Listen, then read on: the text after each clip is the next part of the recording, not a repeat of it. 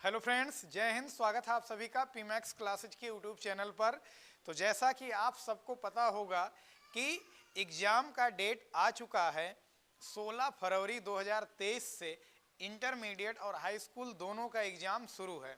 ठीक है, तो उसी बात को ध्यान में रखते हुए हम आज से वन शॉर्ट वीडियो शुरू कर रहे हैं।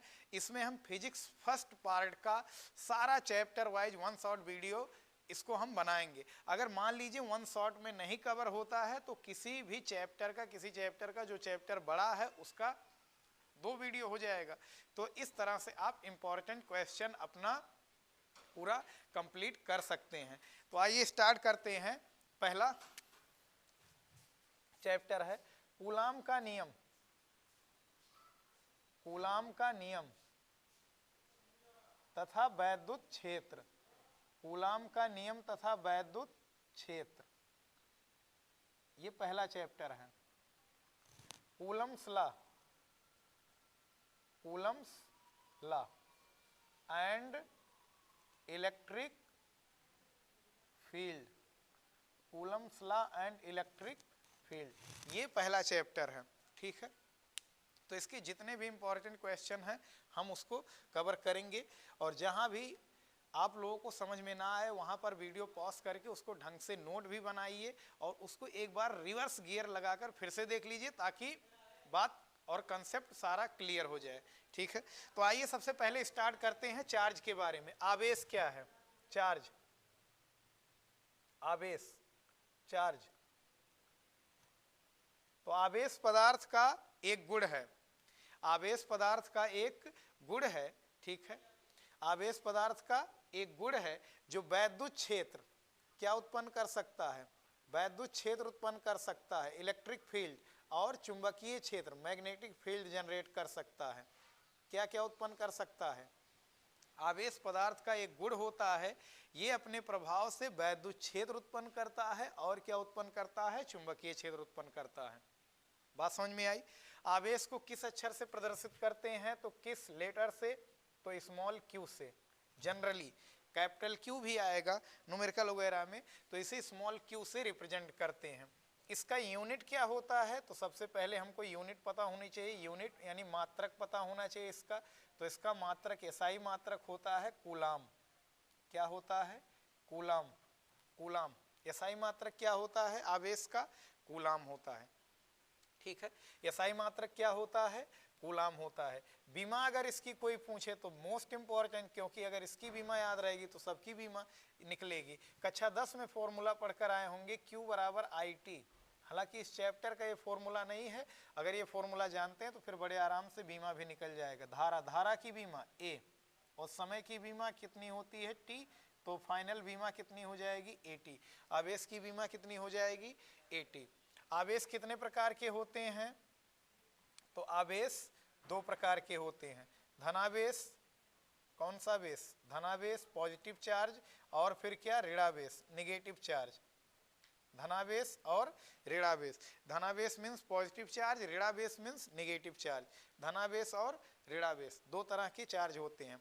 धनावेश को जनरली हम लोग क्या कहते हैं? प्रोटॉन। प्रोटॉन पर कौन सा आवेश होगा? प्रोटॉन और अल्फा कण पर क्या होगा? धनावेश होगा। ऋणावेश किसको कहते हैं? इलेक्ट्रॉन को। इलेक्ट्रॉन पर जनरली कौन सा? जनरली क्या? हमेशा। ठीक है, इलेक्ट्रॉन पर कौन सा आवेश होगा? ऋणावेश होगा। बात समझ में आई? अच्छा, सजातीय आवेश माने लाइक चार्ज। लाइक चार्ज, सजातीय आवेश। ठीक है, यानी प्लस प्लस या माइनस माइनस के बीच रिपल्सन लगता है। क्या लगता है? रिपल्सन लगता है, प्रतिकर्षण लगता है। क्या लगता है? प्रतिकर्षण। ठीक है, और फिर क्या? प्लस माइनस या माइनस प्लस के बीच। माइनस प्लस के बीच यानी अपोजिट चार्जेज के बीच। अपोजिट चार्जेज के बीच क्या लगता है? अट्रैक्शन। क्या लगता है? अट्रैक्शन फोर्स, यानी आकर्षण लगता है, यानी प्यार मोहब्बत रहता है। और लाइक चार्ज के बीच दुश्मनी रहती है। बात समझ में आई? एक दूसरे को नापसंद करते हैं। तो ये बात समझ में आ गया होगा। चार्ज 2 प्रकार के होते, धनावेश और ऋणावेश। ये बताने वाले वैज्ञानिक हैं बेंजामिन फ्रैंकलिन। कौन है? Benjamin Franklin. अब इनका एक प्रयोग यहाँ हम नहीं बताएंगे क्योंकि प्रयोग पढ़ने का टाइम यहाँ पर नहीं है कि आबनूस की छड़ को और एबोनाइट की छड़ और फिर कांच की छड़ को कैसे रेशम से रगड़ा, फिर कैसे बिल्ली की खाल से रगड़ कर कैसे उन्होंने एक्सपेरिमेंट किया, ये नहीं बताना है, ठीक है। तो ये था चार्ज के बारे में। चार्ज क्या क्या अपने प्रभाव से उत्पन्न कर सकता है, इलेक्ट्रिक फील्ड और मैग्नेटिक फील्ड उत्पन्न कर सकता है, ठीक है। यूनिट ये सब पता होनी चाहिए। बात समझ में आई? तो इसको नोट कर सकते हैं खटाखट, और ये बात ध्यान में रखेंगे। अब एक चीज तो पता चल गया है हमको, ठीक है, कि हाँ लाइक चार्जेज के बीच फोर्स लगता है और अपोजिट चार्जेज के बीच भी क्या लगता है, फोर्स लगता है। यानी दो चार्ज अगर हैं तो उनके बीच फोर्स लगेगा, वो रिपल्सिव भी हो सकता है, अट्रैक्टिव भी हो सकता है, आकर्षण भी हो सकता है, प्रतिकर्षण भी हो सकता है। तो कितना फोर्स लगता है, अगर हमें कैलकुलेट करना है कि हाँ कितना फोर्स लग रहा है, 5 न्यूटन, 10 न्यूटन, 8 न्यूटन कितना लग रहा है, तो उसके लिए हम लोग पढ़ेंगे कूलाम का नियम। क्या पढ़ेंगे? कूलाम का नियम। बिना देरी किए खटाखट रिवीजन करना है। कूलाम का नियम, कूलम्स लॉ, कूलाम का नियम। क्या है कूलाम का नियम? क्या बताया कूलाम साहब ने? अगर दो चार्ज एक दूसरे से, एक चार्ज Q1 है, एक चार्ज क्या है, Q2 है, एक दूसरे से कितने डिस्टेंस पर हैं, R डिस्टेंस पर, किसी मीडियम में प्लेस्ड हैं, किसी मीडियम में दो चार्ज, दो आवेश Q1 Q2 बिंदु आवेश है, पॉइंट चार्ज है, बहुत छोटे छोटे चार्ज है, बहुत छोटा छोटा चार्ज, ठीक है। तो इसीलिए इन्हें पॉइंट चार्ज भी कह सकते हैं। यानी हेडिंग का नाम क्या है, ऐसे भी हेडिंग कोई मायने नहीं है, कूलम का नियम। दो बिंदु आवेशों के बीच लगने वाले बल की गणना कीजिए, तो कूलम का नियम लगाएंगे वहां पर हम। तो मान लिया दो चार्ज हैं Q1 और Q2, दो चार्ज हैं Q1 और Q2, इनके बीच की दूरी कितनी है, स्मॉल r है। अब हमें इनके बीच का अगर फोर्स निकालना है तो इनके बीच तो एक चीज तो श्योर है, फोर्स तो लगेगा।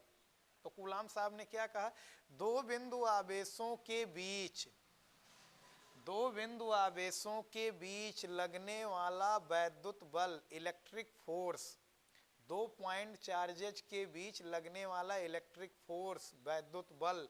इलेक्ट्रिक फोर्स क्यों बोल रहे हैं? इलेक्ट्रिक फोर्स ये रिपल्सिव भी हो सकता है, अट्रैक्टिव भी हो सकता है, दोनों भी हो सकता है, आकर्षण भी प्रतिकर्षण भी। वैद्युत बल बोला जाएगा तो दोनों हो सकता है। तो दो बिंदु आवेशों के बीच जो लगने वाला वैद्युत बल होता है उन आवेशों की मात्राओं के गुणनफल के समानुपाती होता है। यानी आवेश बड़े बड़े रहेंगे तो फोर्स ज्यादा लगेगा, तथा उनके बीच की दूरी के वर्ग के क्या होता है, व्युत्क्रमानुपाती होता है, तथा उनके बीच की दूरी के वर्ग के व्युत्क्रमानुपाती होता है। दोनों नियमों को मिलाएंगे तो दोनों नियमों को मिलाने पर लिख लेंगे यहाँ, दोनों नियमों को मिलाने पर Q1 Q2 डिवाइड बाई कितना हो जाने का, R स्क्वायर। अनुक्रमानुपाती हटता है तो बराबर आता है, एक नियतांक आता है 1/4 pi epsilon not into K Q1 Q2 divide by R square. यहाँ पर 1/4 pi epsilon not, 1/4 pi epsilon not, और K पूरा क्या है, कांस्टेंट है, ये पूरा क्या है, कांस्टेंट है, ठीक है। इसकी वैल्यू कितनी होती है, तो इसकी वैल्यू होती है 1/4 पाई एप्सिलॉन नॉट, इसकी वैल्यू होती है 9 गुणे 10 के घाते 9 न्यूटन मीटर स्क्वायर पर coulomb square. Most important, 1/4 pi epsilon not की वैल्यू होती है 9 गुणे 10 के घाते 9 न्यूटन मीटर स्क्वायर पर कूलाम स्क्वायर। एप्सिलॉन नॉट क्या है, वायु या निर्वात की वैद्युतशीलता, वायु या निर्वात की, वायु या निर्वात की वैद्युतशीलता, वायु या निर्वात की वैद्युतशीलता है, ठीक है। इसकी वैल्यू होती है 8.85 गुणे 10 के घाते -12 कूलाम स्क्वायर पर newton metre square. Most important, बहुत बार पूछा है बहुविकल्पीय में। एप्सिलॉन नॉट क्या है, वायु या निर्वात की वैद्युतशीलता। एक मिनट देख लिया जाए, दिख रहा है या नहीं, हाँ ठीक है।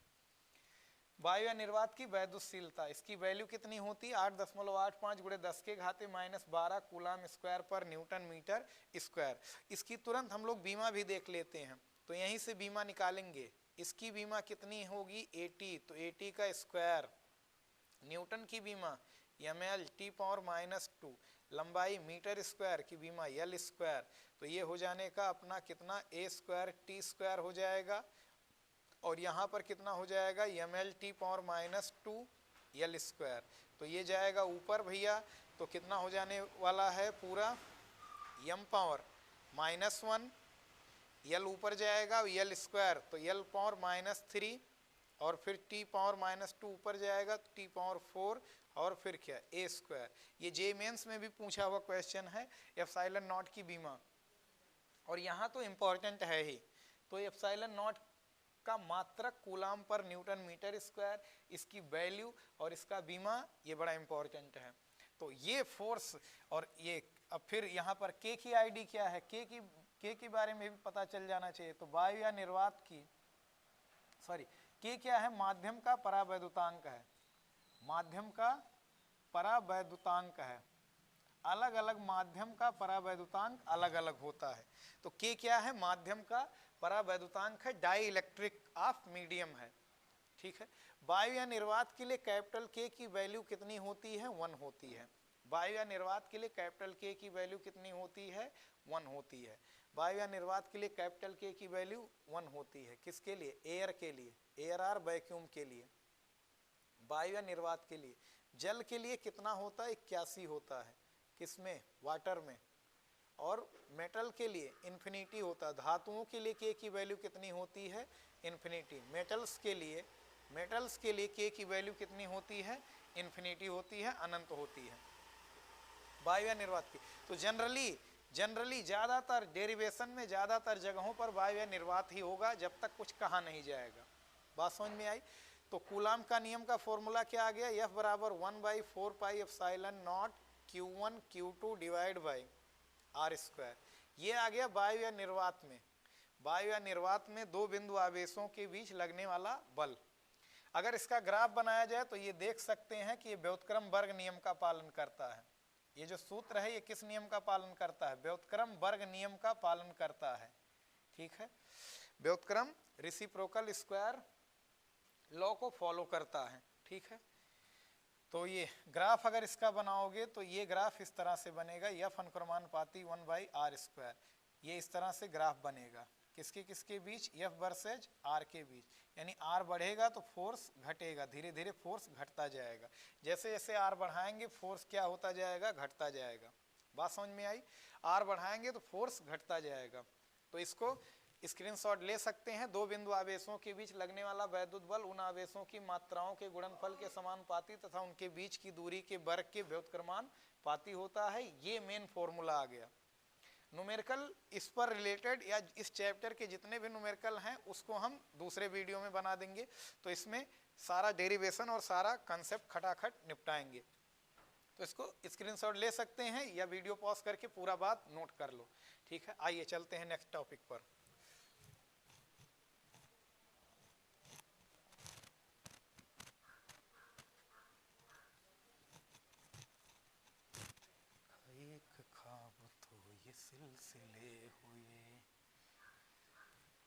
तो आ जाइए न्यू टॉपिक पर। नया टॉपिक है अपना वैद्युत क्षेत्र। क्या है, वैद्युत क्षेत्र, इलेक्ट्रिक फील्ड। इलेक्ट्रिक फील्ड क्या है, किसी आवेश के चारों ओर का वह क्षेत्र, किसी आवेश के चारों ओर का वह क्षेत्र, किसी चार्ज के अराउंड वह एरिया, किसी आवेश के चारों ओर का वह क्षेत्र जहां पर कोई परीक्षण आवेश, टेस्टिंग चार्ज, कौन सा चार्ज, टेस्टिंग चार्ज, परीक्षण आवेश, कौन सा चार्ज, परीक्षण आवेश, जहां पर कोई परीक्षण आवेश अपने ऊपर आकर्षण या प्रतिकर्षण बल का अनुभव करता है, क्या कहलाता है, वैद्युत क्षेत्र। किसी आवेश के चारों ओर का वह क्षेत्र, किसी आवेश के चारों ओर का वह क्षेत्र जहां पर रखा कोई परीक्षण आवेश अपने ऊपर आकर्षण या प्रतिकर्षण बल का अनुभव करता है, क्या कहलाता है, वैद्युत क्षेत्र कहलाता है, इलेक्ट्रिक फील्ड कहलाता है। चार्ज बड़ा है तो इलेक्ट्रिक फील्ड बड़ा होगा, दूर तक होगा, सबका दूर तक होता है, इन्फिनिटी तक सबका होता है। कहने का मतलब इलेक्ट्रिक फील्ड पावरफुल होगा। चार्ज छोटा है तो इलेक्ट्रिक फील्ड क्या होगा, वीक होगा। अब क्या, प्लस चार्ज के कारण जो वैद्युत क्षेत्र होता है वो बाहर की ओर होता है, दूर की ओर होता है, ठीक है। किधर होता है, बाहर की ओर। प्लस चार्ज के कारण जो इलेक्ट्रिक फील्ड होता है वो किधर होता है, बाहर की ओर। माइनस चार्ज के कारण इलेक्ट्रिक फील्ड किधर होता है, अंदर की ओर। माइनस चार्ज के कारण इलेक्ट्रिक फील्ड किधर होता है, अंदर की ओर। माइनस चार्ज के कारण इलेक्ट्रिक फील्ड किधर होता है, अंदर की ओर। माइनस चार्ज के कारण इलेक्ट्रिक फील्ड किधर होता है, अंदर की ओर। ये बात पता रहनी चाहिए, ठीक है। प्लस चार्ज के कारण वैद्युत क्षेत्र बाहर की ओर, माइनस चार्ज के कारण वैद्युत क्षेत्र अंदर की ओर। किसी आवेश के चारों ओर का वह क्षेत्र जहां पर रखा कोई परीक्षण आवेश अपने ऊपर आकर्षण या प्रतिकर्षण बल का अनुभव करता है, क्या कहलाता है, वैद्युत क्षेत्र। अब रही बात परीक्षण आवेश की, भी बात खटाखट कर लेते हैं जल्दी से। परीक्षण आवेश एक बहुत छोटू सा चार्ज है, बहुत छोटू सा चार्ज है, इसका अपना कोई इलेक्ट्रिक फील्ड नहीं होता है, ठीक है। ये केवल ओनली फॉर टेस्ट, ये केवल टेस्ट के लिए। जैसे कह सकते हैं समुद्र में से एक लोटा जल, तो पूरा समुद्र हो गया चार्ज और एक लोटा पानी क्या हो गया, टेस्टिंग चार्ज हो गया। यानी पूरा समंदर नहीं पीते हैं, जो हम लोगों को समुद्र का पानी अगर टेस्ट करना है तो बस उसमें से थोड़ा सा एक गिलास पी लिए, हो गया, टेस्ट हो गया। बात समझ में आई? तो चलिए देखते हैं। अब हेडिंग है वैद्युत क्षेत्र की तीव्रता। बिंदु आवेश के कारण अगर हमें वैद्युत क्षेत्र की तीव्रता निकालनी है तो फिर क्या होगा। हेडिंग है, इंपॉर्टेंट हेडिंग है, बिंदु आवेश के कारण, बिंदु आवेश के कारण वैद्युत क्षेत्र की तीव्रता, वैद्युत क्षेत्र की तीव्रता। तो चलो खटाखट इसको निपटाते हैं। पॉइंट चार्ज के कारण हमें इलेक्ट्रिक फील्ड की इंटेंसिटी फाइंड करनी है। तो यहां पर देखते हैं, मान लो एक कोई क्यू चार्ज है, क्यू चार्ज से आर डिस्टेंस पर एक चीज तो श्योर है कि हर जगह कुछ ना कुछ वैद्युत क्षेत्र होता है। तो यहाँ वैद्युत क्षेत्र, यहाँ यहाँ यहाँ कहीं भी अगर हमें वैद्युत क्षेत्र की तीव्रता निकालनी है तो वो, ठीक है, उस फॉर्मूले का हम डेरिवेशन करेंगे। तो पहले वैद्युत क्षेत्र की तीव्रता की परिभाषा क्या है, तो फिर पहले वो देखते हैं। वैद्युत क्षेत्र की तीव्रता क्या है, पहले ये चीज देखते हैं। तो फॉर्मूला क्या है, मेन फॉर्मूला क्या है, E is equal to F by Q. किसी परीक्षण आवेश पर, किसी परीक्षण आवेश पर, किसी परीक्षण आवेश पर, किसी परीक्षण आवेश पर लगने वाले वैद्युत बल को, किसी परीक्षण आवेश पर लगने वाले वैद्युत बल को उस बिंदु पर वैद्युत क्षेत्र की तीव्रता कहते हैं। किसी परीक्षण आवेश पर लगने वाले वैद्युत बल को उस बिंदु पर वैद्युत क्षेत्र की तीव्रता कहते हैं। अलग अलग बिंदुओं पर वैद्युत क्षेत्र की तीव्रताएं अलग अलग होती हैं। किसी बिंदु आवेश पर, किसी परीक्षण आवेश पर लगने वाले वैद्युत बल को उस बिंदु पर वैद्युत क्षेत्र की तीव्रता कहते हैं, ठीक है। ये मेन फॉर्मूला है। किस अक्षर से प्रदर्शित करते हैं वैद्युत क्षेत्र की तीव्रता को, तो ई से। किस अक्षर से, ई से प्रदर्शित करते हैं, ठीक है। इसका अगर वेक्टर रूप कोई पूछ ले, सदिश रूप, तो vector F by vector Q not, ठीक है, vector F by Q not परीक्षण आवेश है। बात समझ में आई। दिशा किधर होती है, तो जिस तरफ बल की दिशा होती है वही वैद्युत क्षेत्र की दिशा होती है। ई की जो डायरेक्शन होती है, ई की जो दिशा होती है वो एफ की दिशा में होती है। किसकी दिशा में, एफ की दिशा में। एफ की दिशा में ई की दिशा होती है, एफ की दिशा में ई की दिशा। अब एफ की दिशा कूलाम के नियम में बताना भूल गए थे, तो चलो Q1 और Q2 दो चार्ज हैं, तो इनके बीच लगने वाले फोर्स की डायरेक्शन दोनों आवेशों को मिलाने वाली रेखा के अनुदिश। ये वाला फोर्स इधर लगाएगा F12 और ये वाला फोर्स लगाएगा इधर F21। बात समझ में आई। ये फोर्स लगाता है इधर F12, ये फोर्स लगाता है इधर F21। समझ में आई बात, ठीक है। और जितना फोर्स ये इस पर लगाता है उतना ही फोर्स ये इस पर लगाता है। ये बात पता होना चाहिए। इन दोनों बलों का परिमाण बराबर होता है लेकिन दिशाएं विपरीत होती हैं, बस यही फर्क है। तो दो बिंदु आवेशों के बीच जो बल लगता है वो उन दोनों आवेशों को मिलाने वाली रेखा के अनुदिश कार्य करता है। समझ में आई बात। और जिस तरफ जिधर बल लगता है उधर ही वैद्युत क्षेत्र की भी दिशा होती है। तो आइए चलते हैं हम डेरिवेशन करने। चलो अगर अपने पास कोई क्यू चार्ज है, छोटा सा चार्ज है, और इससे अगर आर दूरी पर, कितनी दूरी पर, आर दूरी पर किसी बिंदु पी पर अगर हमें वैद्युत क्षेत्र की तीव्रता निकालनी है तो उसके लिए फॉर्मूला क्या होगा। बिंदु आवेश के कारण हमें वैद्युत क्षेत्र की तीव्रता निकालनी है, तो बिंदु आवेश के कारण वैद्युत क्षेत्र की तीव्रता हमें निकालनी है किस बिंदु पर, पी बिंदु पर। तो चलो पहले यहां पर हम एक टेस्टिंग चार्ज रख दे रहे हैं Q नॉट, क्या रख दे रहे हैं Q नॉट, और ये पॉइंट O मान ले रहे हैं। तो Q के कारण Q नॉट पर लगने वाला जो बल होगा, लगने वाला बल कितना हो जाएगा, F इज इक्वल टू, सबको पता है 1/4 पाई एप्सिलॉन नॉट Q1 का काम Q, Q2 का काम Q नॉट डिवाइड बाई दूरी का स्क्वायर। इतना फोर्स लग रहा होगा, ये इस पर इतना फोर्स लगा रहा होगा, समझ में आई बात, ये इतना फोर्स लगा रहा होगा, Q वाला चार्ज इस टेस्टिंग चार्ज पर इतना फोर्स लगा रहा होगा बाहर की ओर, और परीक्षण आवेश हमेशा धनावेश होता है, ठीक है।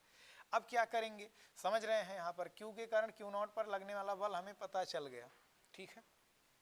अब जरा देखते हैं, इसलिए P बिंदु पर, किस बिंदु पर, P बिंदु पर वैद्युत क्षेत्र की तीव्रता, वैद्युत क्षेत्र की तीव्रता कितनी हो जाने वाली है, E इज इक्वल टू, अभी मेन फॉर्मूला क्या पढ़े हम लोग, F by Q naught, F by Q naught, या E इज इक्वल टू हो जाएगा, F की वैल्यू रख दो 1/4 pi epsilon naught Q naught divide by R square divide by Q naught से Q नॉट साफ हो जाएगा, कितना हो जाने वाला है, E is equal to 1/4 pi epsilon naught Q by R square.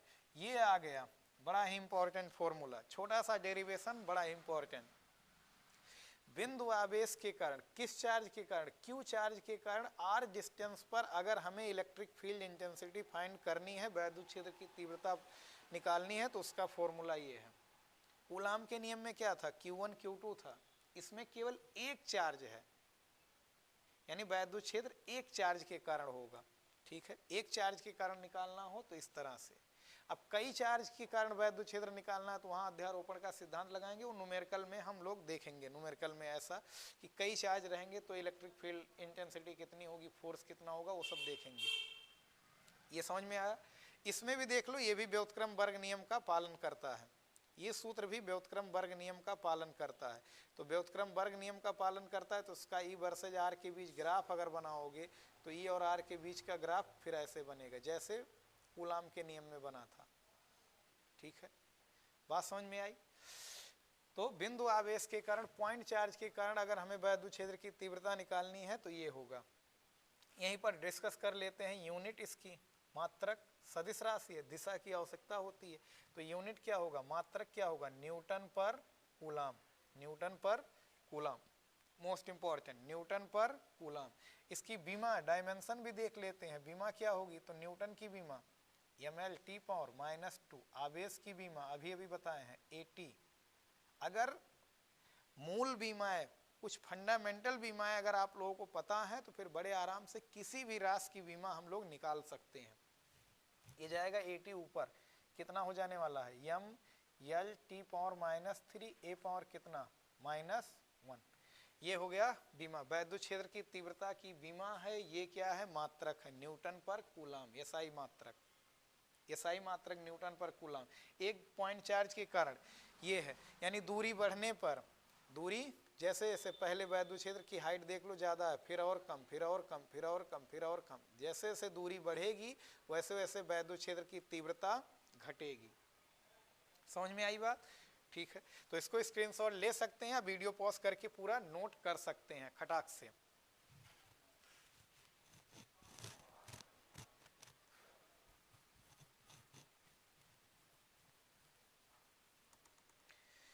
अब हम लोग नया टॉपिक पढ़ेंगे, वैद्युत द्विध्रुव, वैद्युत द्विध्रुव, इलेक्ट्रिक डाइपोल, इलेक्ट्रिक डाइपोल नाम से ही पता चल रहा है, द्विध्रुव, ठीक है। वैद्युत द्विध्रुव एक ऐसा निकाय है, एक ऐसा सिस्टम है, वैद्युत द्विध्रुव एक ऐसा निकाय है जिसमें दो बराबर परिमाण के, जिसमें दो बराबर परिमाण के विपरीत आवेश एक दूसरे से बहुत अल्प दूरी पर स्थित होते हैं। वैद्युत द्विध्रुव एक ऐसा निकाय है जिसमें दो बराबर परिमाण के विपरीत आवेश एक दूसरे से बहुत ही अल्प दूरी पर स्थित होते हैं। वो अल्प दूरी क्या है, तो इधर वाली दूरी L मान लेते हैं अपन लोग, इधर वाली दूरी L मान लेते हैं, तो टोटल दूरी कितनी हो जाएगी 2L। यही जो पूरा सिस्टम बन गया, यही अपना बन गया इलेक्ट्रिक डाइपोल, वैद्युत द्विध्रुव हो गया। वैद्युत द्विध्रुव एक ऐसा निकाय है जिसमें दो बराबर परिमाण के विपरीत आवेश एक दूसरे से बहुत ही अल्प दूरी पर स्थित होते हैं। एग्जाम्पल HCl वैद्युत द्विध्रुव का काम करता है, HF, H2O, ETC, ये सब इलेक्ट्रिक डाइपोल का काम करते हैं। ठीक है, बात समझ में आई। वैद्युत द्विध्रुव एक ऐसा निकाय है जिसमें दो बराबर परिमाण के विपरीत आवेश एक दूसरे से बहुत ही अल्प दूरी पर स्थित होते हैं। ठीक है, तो अब ये वैद्युत द्विध्रुव, जितने भी वैद्युत द्विध्रुव होते होंगे, सबकी स्ट्रेंथ, सबकी ताकत तो एक जैसी तो नहीं होती होगी। तो उनकी ताकत कैसे पता लगाई जाए, कौन वैद्युत द्विध्रुव ज्यादा ताकतवर है, तो इसके लिए कंसेप्ट बनाया गया वैद्युत द्विध्रुव आघूर्ण। वैद्युत द्विध्रुव आघूर्ण, इलेक्ट्रिक डाइपोल मूवमेंट। तो दोनों आवेशों में से किसी एक आवेश के परिमाण, दोनों आवेशों में से किसी एक आवेश के परिमाण, परिमाण मीन्स प्लस माइनस नहीं, केवल अंक, आंकिक मान, वैल्यू उसका हमें पकड़ना है। दोनों आवेशों में से किसी एक आवेश के परिमाण तथा उनके बीच की अल्प दूरी के गुणनफल को वैद्युत द्विध्रुव आघूर्ण कहते हैं। दोनों आवेशों में से किसी एक आवेश के परिमाण तथा उनके बीच की दूरी के गुणनफल को वैद्युत द्विध्रुव आघूर्ण कहते हैं। किस अक्षर से प्रदर्शित करते हैं, P से। दोनों आवेशों में से किसी एक आवेश के परिमाण तथा उनके बीच की दूरी के गुणनफल को क्या बोलते हैं, वैद्युत द्विध्रुव आघूर्ण कहते हैं। ठीक है, P से प्रदर्शित करते हैं, स्मॉल p से इसे रिप्रेजेंट करते हैं। दोनों आवेशों, दोनों चार्जों में से कोई किसी एक चार्ज का मैग्नीट्यूड और उनके बीच की डिस्टेंस का जो प्रोडक्ट होता है वही होता है वैद्युत द्विध्रुव आघूर्ण। सदिश राशि है, कैसी राशि है, वेक्टर क्वांटिटीज है। इसकी दिशा जनरली क्या होती है, माइनस से प्लस की ओर। क्या होती है, माइनस से प्लस की ओर होती है। वैद्युत द्विध्रुव आघूर्ण की दिशा किधर होती है, माइनस से प्लस की ओर। इसी वक्त मात्रक भी, एसआई मात्रक भी जज कर लिया जाए। आवेश का कूलाम, लंबाई का मीटर, कूलाम मीटर। इसका बीमा मात्रक क्या होता है, कूलाम मीटर। बीमा डायमेंशन देख लेते हैं तो आवेश की 80, लंबाई की L, तो क्या बीमा हो जाने वाली है, ATL। क्या हो जाने वाली है बीमा, ATL। बात समझ में आई। दोनों आवेशों में से किसी एक आवेश के परिमाण तथा उनके बीच की दूरी के गुणनफल को वैद्युत द्विध्रुव आघूर्ण कहते हैं। कैसी राशि, सदिश राशि। दिशा किधर होती है, माइनस से प्लस की ओर। एसआई मात्रक कूलाम मीटर। बीमा क्या होती है, ATL होती है। बीमा क्या होती है, ATL होती है। ठीक है, बीमा क्या होती है, ATL। अब जिस द्विध्रुव का वैद्युत द्विध्रुव आघूर्ण ज्यादा होगा, जिस द्विध्रुव का वैद्युत द्विध्रुव आघूर्ण ज्यादा होगा वो ज्यादा ताकतवर होगा, और जिसका P कम होगा वो कम ताकतवर होगा। ठीक है, तो आइए इसको नोट कर सकते हैं या स्क्रीनशॉट ले सकते हैं। चलिए नेक्स्ट टॉपिक पर।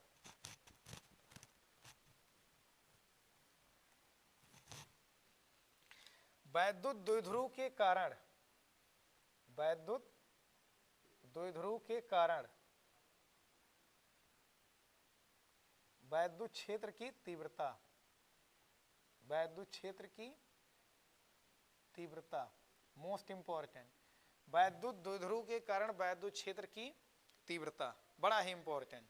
ठीक है, अब इसमें दो स्थितियां हैं, अक्षीय स्थितियां और निरक्षीय स्थितियां। इस चैप्टर का सबसे ज्यादा इंपॉर्टेंट टॉपिक अक्षीय स्थिति और निरक्षीय स्थिति। तो आइए बिना टाइम वेस्ट किए हम लोग सबसे पहली चीज पढ़ते हैं, अक्षीय स्थिति। अक्षीय स्थिति, एक्सियल पोजीशन या अनुदैर्घ्य भी इसे बोलते हैं। ठीक है, अनुदैर्घ्य स्थिति, एक्सियल पोजीशन, एक्सियल पोजीशन। तो द्विध्रुव के कारण, पॉइंट चार्ज के कारण तो हमको पता है वैद्युत क्षेत्र की तीव्रता, लेकिन द्विध्रुव में दो चार्ज होते हैं तो इसके कारण कितनी होती है वैद्युत क्षेत्र की तीव्रता, वो हमें निकालनी है।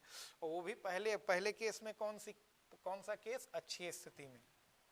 तो अक्षीय स्थिति किसे बोलेंगे, ये मान लिया कोई वैद्युत द्विध्रुव है, जो माइनस क्यू और प्लस क्यू आवेश से मिलकर बना है।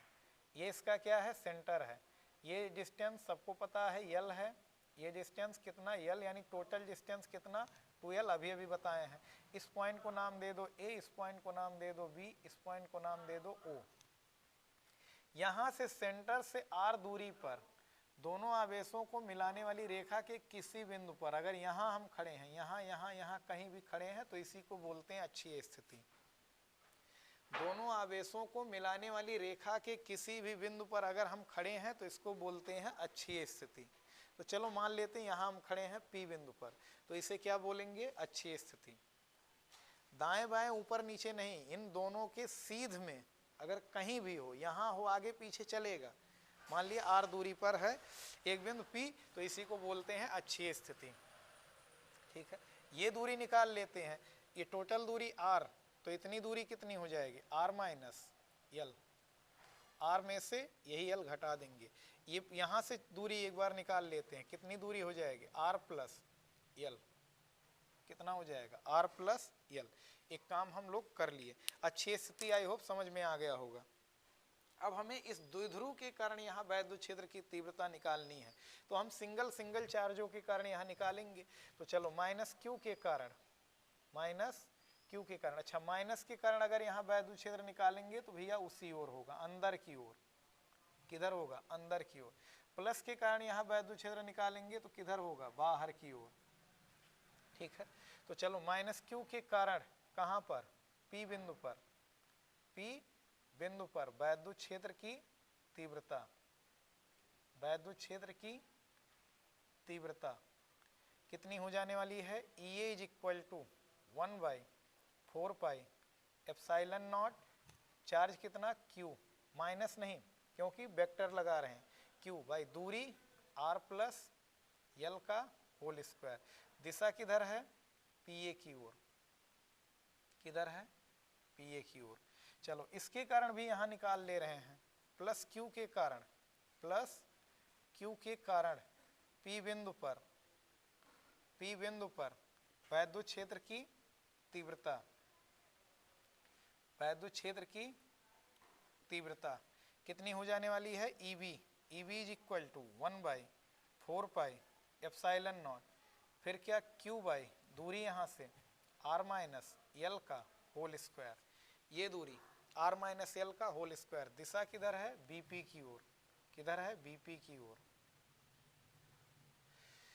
ठीक है, इसलिए P बिंदु पर दो दो वैद्युत क्षेत्र हैं, एक EA एक EB। P बिंदु पर परिणामी वैद्युत क्षेत्र, परिणामी वैद्युत क्षेत्र की तीव्रता, परिणामी वैद्युत क्षेत्र की तीव्रता कितनी हो जाने वाली है, E इज इक्वल टू, अब इन दोनों में दो दो वैद्युत क्षेत्र हैं और दो वैद्युत क्षेत्र अगर विपरीत दिशा में है तो परिणामी अंतर से आता है। दो वैद्युत क्षेत्र अगर विपरीत दिशा में है तो उनका परिणामी उनके अंतर से आता है।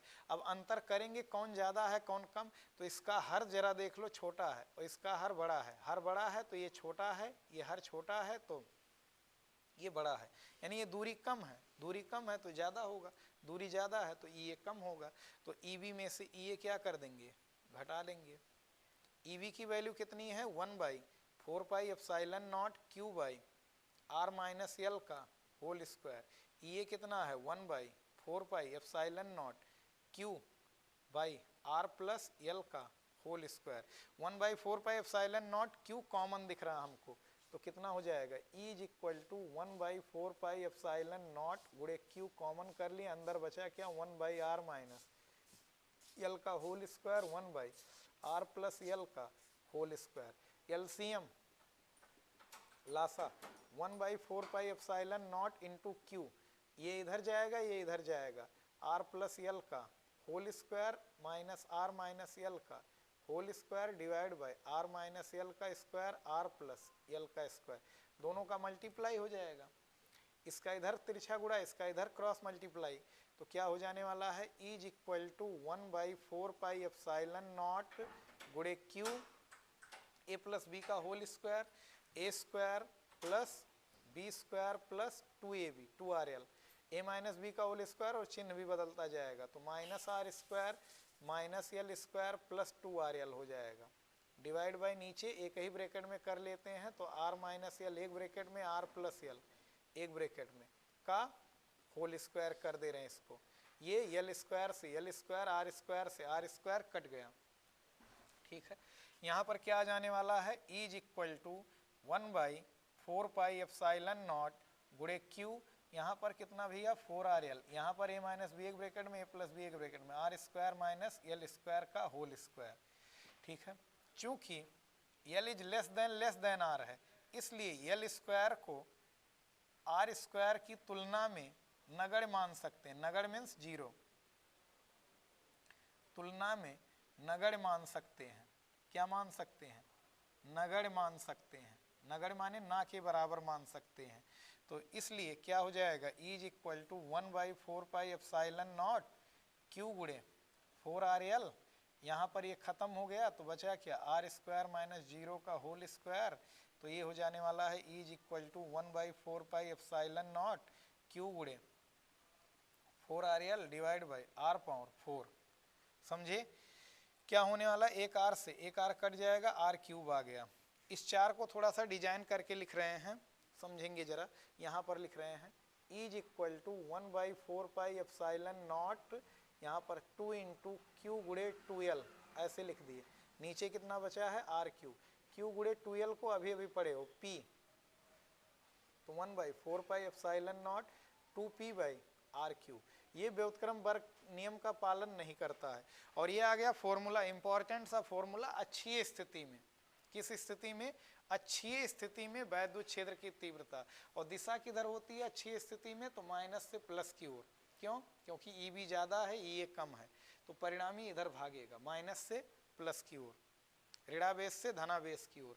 तो आई होप ये डेरिवेशन समझ में आया होगा। मोस्ट इंपॉर्टेंट डेरिवेशन है, लगभग हर साल आता है।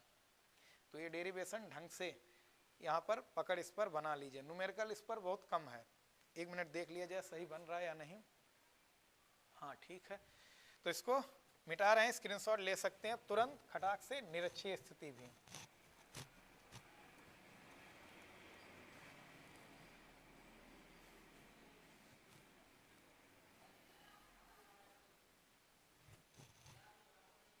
निरक्षीय स्थिति या अनुप्रस्थ स्थिति भी, या अनुप्रस्थ स्थिति, निरक्षीय स्थिति या अनुप्रस्थ स्थिति। देखते हैं क्या, ये अपना वैद्युत द्विध्रुव है, माइनस क्यू और प्लस क्यू आवेश से मिलकर बना है।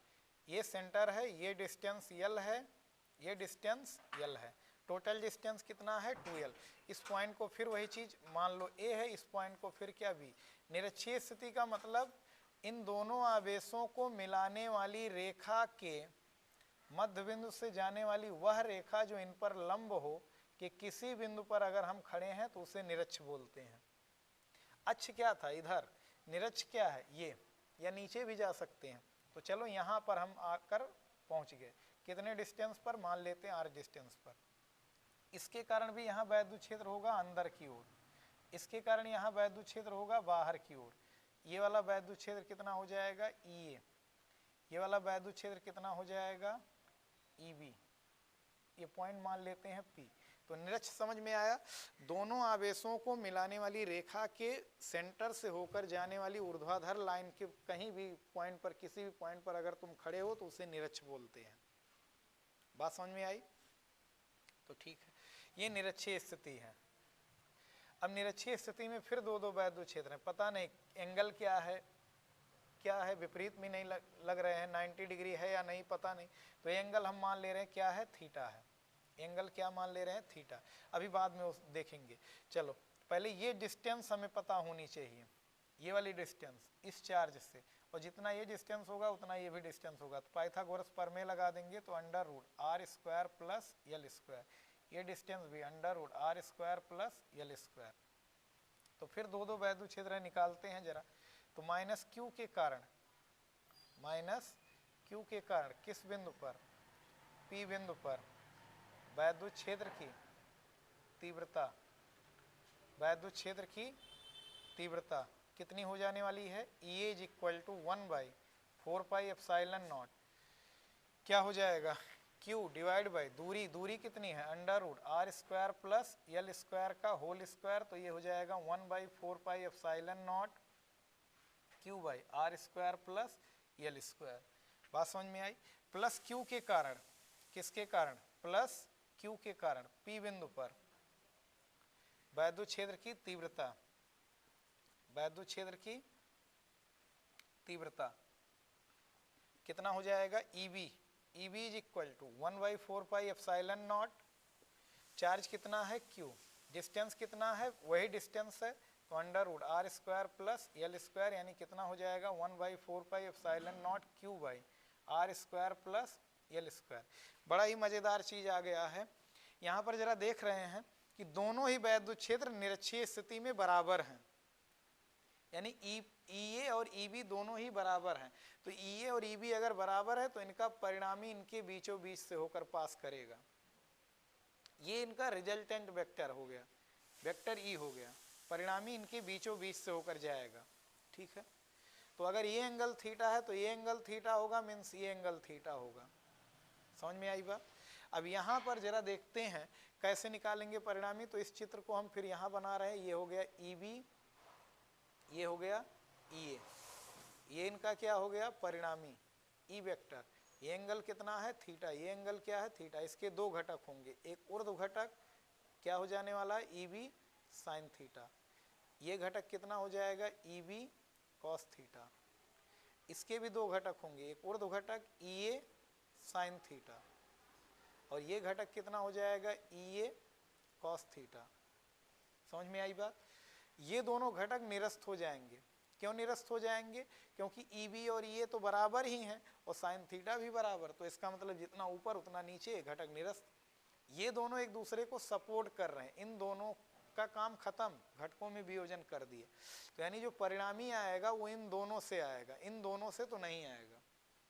इसलिए P बिंदु पर, किस बिंदु पर, P बिंदु पर परिणामी वैद्युत क्षेत्र, परिणामी वैद्युत क्षेत्र की तीव्रता कितनी हो जाएगी, परिणामी वैद्युत क्षेत्र की तीव्रता हो जाएगी E is equal to EB cos theta plus में EA कॉस थीटा, और EB और EA बराबर हैं, EB और EA क्या हैं बराबर हैं, तो EB और EA बराबर हैं, तो यहाँ हम लिख सकते हैं EB cos theta plus EB cos theta, यानी 2EB कॉस थीटा हो जाएगा। कितना हो जाएगा 2EB कॉस थीटा, तुम्हारा मन करे तुम EA लिख सकते हो। बात समझ में आई। 2EB कॉस थीटा, EB की वैल्यू रख दे रहे हैं, कितना है 1/4 pi epsilon naught Q by R square plus L square, और ये कॉस थीटा, कॉस थीटा इस त्रिभुज में कॉस थीटा बराबर आधार बटे कर्ण, आधार बटे कर्ण कितना हो जाएगा, आधार कितना आज के दिन L बाई कर्ण कितना under root R square plus L square. समझ में आई बात। फिर क्या करेंगे, चूंकि L is less than R, इसलिए L स्क्वायर को आर स्क्वायर की तुलना में क्या मान सकते हैं, तुलना में नगण्य मान सकते हैं, नगण्य मान सकते हैं। तो ये L स्क्वायर खत्म हो गया, तो क्या आ जाने वाला फॉर्मूला अपने पास, E बराबर 1/4 पाई एप्सिलॉन नॉट Q गुणे इस 2 को भेज दिए उधर दिमाग लगाकर, 2L हो गया, और ये आर स्क्वायर बचा प्लस 0, और यहाँ पर कितना R square plus 0, R square का वर्गमूल आर क्यूब, और यहाँ पर आ गया फॉर्मूला अपने पास E बराबर 1/4 पाई एप्सिलॉन नॉट Q गुणे 2L को P बाई आर क्यूब हो जाएगा। कैसे आर क्यूब हुआ, यहाँ आर स्क्वायर, यहाँ का स्क्वायर से करड़ी हट जाएगा तो एक आर बाहर निकलेगा और गुणा हो जाएगा तो आर क्यूब हो जाएगा। तो ये आ गया निरक्षीय स्थिति में वैद्युत क्षेत्र की तीव्रता का फॉर्मूला। समझ में आई बात। तो क्या दोनों डेरिवेशन समझ में आए हैं। हाँ, व्युत्क्रम वर्ग नियम का पालन ये भी नहीं करता है। अक्षीय स्थिति में क्या था, अक्षीय स्थिति में ऊपर 2p था, निरक्षीय स्थिति में क्या है p है, यानी अक्षीय स्थिति में वैद्युत क्षेत्र की तीव्रता निरक्षीय स्थिति के वैद्युत क्षेत्र की तीव्रता का दुगना होता है। समझ में आई बात। और व्युत्क्रम वर्ग नियम का पालन नहीं करता है और कम भी हो जाता है। एक सिंगल चार्ज के कारण वैद्युत क्षेत्र की तीव्रता ज्यादा होती है, लेकिन द्विध्रुव के कारण घट जाता है, क्योंकि एक बढ़ा रहा होगा तो एक घटा देता है। ऐसा ही शायद होता होगा कुछ। बात समझ में आई? तो अंदर की बहुत बात यहाँ पर नहीं बतानी है कि दिशा किधर, उसमें किधर था, ऋणावेश से धनावेश की ओर। इसमें देख लो धनावेश से ऋणावेश की ओर, परिणामी भाग रहा इधर, परिणामी भाग रहा इधर। तो निरक्षीय स्थिति में दिशा होती है धनावेश से ऋणावेश की ओर, वैद्युत क्षेत्र की तीव्रता। तो आई होप ये समझ में आया होगा, इसको नोट कर सकते हैं, स्क्रीनशॉट ले सकते हैं। चलते हैं नेक्स्ट टॉपिक पर।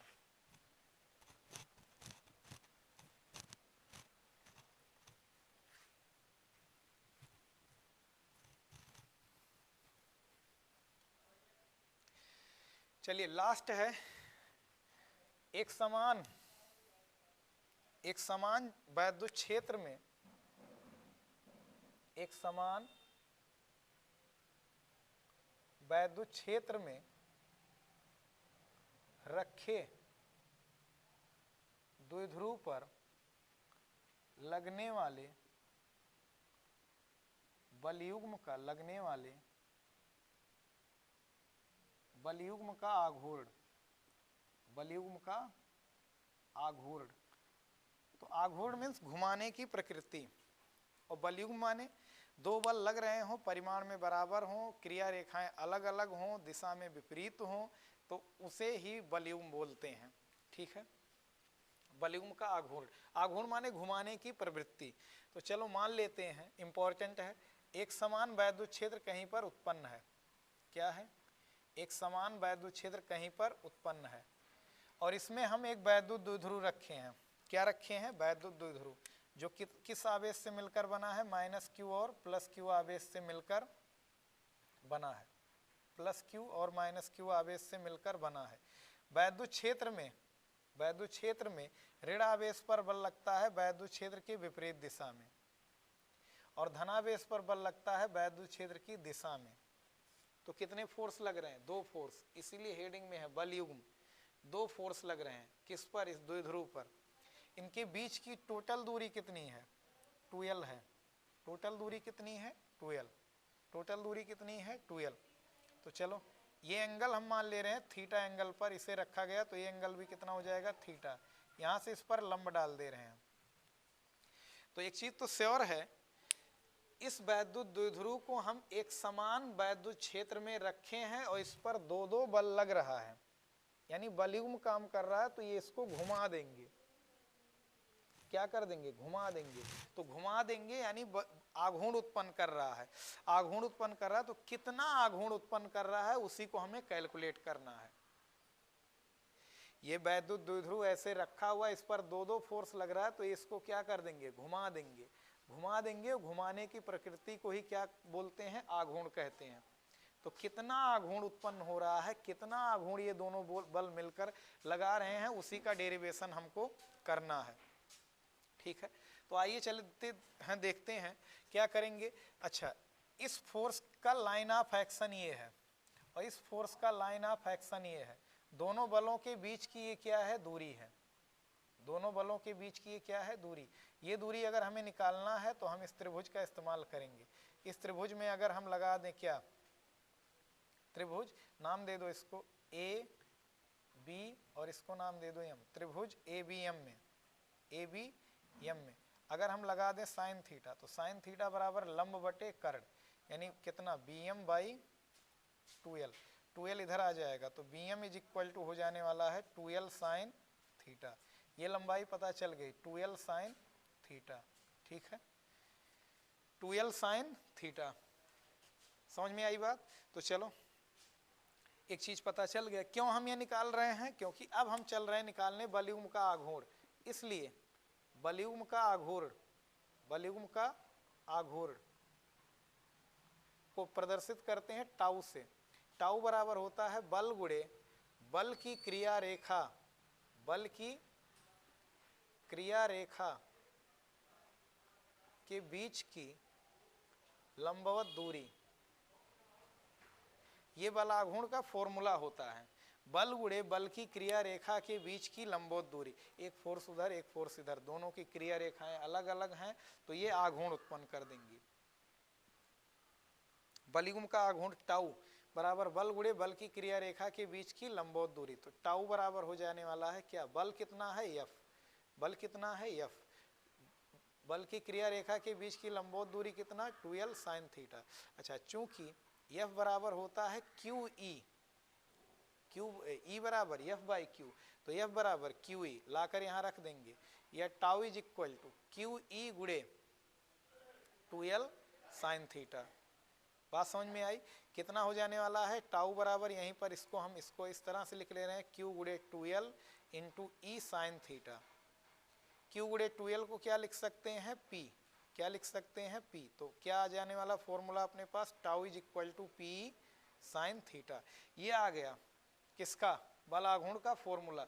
इस द्विध्रुव पर जो बलयूम का आघूर्ण कार्य कर रहा था, इस बलयूम का आघूर्ण टाउ का फॉर्मूला क्या है पी साइन थीटा, क्या है टाउ बराबर पी साइन थीटा। एसआई मात्रक इसका क्या होगा, तो एसआई मात्रक सबको पता है न्यूटन मीटर होगा, क्या होगा न्यूटन मीटर, दूरी मीटर। बीमा क्या होती है, तो बीमा फर्स्ट ईयर से ही हम लोग जानते हैं, इसकी बीमा कार्य की बीमा के बराबर होती है ml स्क्वायर टी पावर -2। इसकी बीमा पूछने का चांस बहुत कम है। तो अगर किसी द्विध्रुव को किसी वैद्युत क्षेत्र में हम रखे हैं तो उस पर लगने वाले बलयूम का आघूर्ण इतना होता है, टाउ बराबर पी साइन थीटा। अब अगर इसका सदिश रूप लिखें तो सदिश रूप कितना हो जाता है, सदिश रूप वेक्टर टाउ बराबर पी क्रॉस ई, पी क्रॉस ई, वेक्टर टाउ बराबर पी क्रॉस ई। अच्छा, अब इस विशेष स्थितियां हैं, यदि द्विध्रुव वैद्युत क्षेत्र की दिशा में हो, द्विध्रुव किस दिशा में हो, वैद्युत क्षेत्र की दिशा में हो, वैद्युत क्षेत्र की दिशा में हो,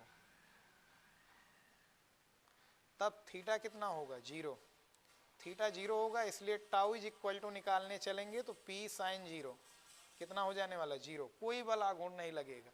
यानी अगर हम ऐसे रख दें तो ये फोर्स इधर खींचेगा, वो उधर खींचेगा, कोई ये घूमेगा नहीं। बात समझ में आई, ये घूमेगा नहीं, ये केवल इधर उधर मूवमेंट करेगा। तो हमें घुमाना है तो जाहिर सी बात है थोड़ा तिरछा रखना होगा। यदि लंबवत रखें, लैंग्वेज लिख लेना, यदि द्विध्रुव वैद्युत क्षेत्र के लंबवत हो तो थीटा कितना 90 डिग्री, तो उस समय टाउ मैक्स होगा, क्या होगा मैक्स होगा P into E into sine 90, sine 90 की वैल्यू सबसे बड़ी होती 1 हो जाएगा। तो tau max is equal to कितना P, tau max is equal to P, tau max is equal to P। यहीं से हम लोग एक फॉर्मूला P की एक परिभाषा और बना सकते हैं, यदि E बराबर 1 न्यूटन पर कूलम, तब जरा बताना tau max is equal to हो जाने वाला है किसके बराबर P के, या P is equal to tau max, P is equal to tau max. ठीक है, यानी किसी भी वैद्युत द्विध्रुव का वैद्युत द्विध्रुव आघूर्ण उस पर लगने वाले अधिकतम बलयूम के आघूर्ण के बराबर होता है अगर वैद्युत क्षेत्र की तीव्रता एकांक हो। ठीक है, क्षेत्र के लंबवत रखे किसी भी वैद्युत द्विध्रुव का वैद्युत द्विध्रुव आघूर्ण उस पर लगने वाले अधिकतम बलयूम के आघूर्ण के बराबर होता है यदि वैद्युत क्षेत्र की तीव्रता कितनी हो, एकांक हो। किसी भी वैद्युत द्विध्रुव पर लगने वाले बलयूम का आघूर्ण क्षेत्र के लंबवत रखे किसी भी वैद्युत द्विध्रुव का वैद्युत द्विध्रुव आघूर्ण उस पर लगने वाले अधिकतम बलयूम के आघूर्ण के बराबर होता है यदि क्षेत्र की तीव्रता क्या हो, एकांक हो। बात समझ में आई। तो इसमें सारा टॉपिक, सारा डेरिवेशन हमने एक वीडियो में कवर कर दिया, जितने भी इंपॉर्टेंट पॉइंट थे। एक छोटा सा पॉइंट और बचा हुआ, उसको भी निपटा लेते हैं। ठीक है, ये स्क्रीनशॉट ले सकते हैं। मैक्सिमम बल आघूर्ण कितना होता है लंबवत रखने पर। ठीक है, मिटा दें। चलो,